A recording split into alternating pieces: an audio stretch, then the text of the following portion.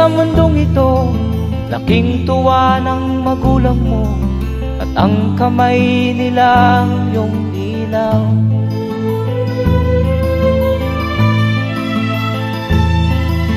At ang nanay at tatay mo'y di malaman ang gagawin, namasdan pati pagtulog mo.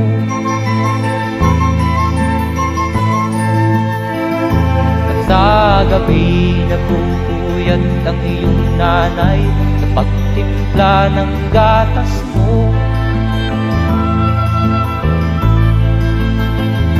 At sa umaga na may kalong ka ng iyong amang tuwang-tuwa sa'yo.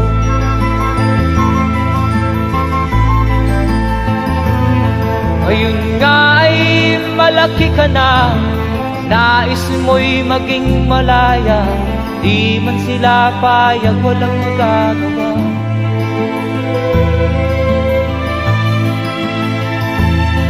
Ikaw nga ay biglang nagbago, naging matigas ang iyong ulo, at ang payo nila'y sinuway mo.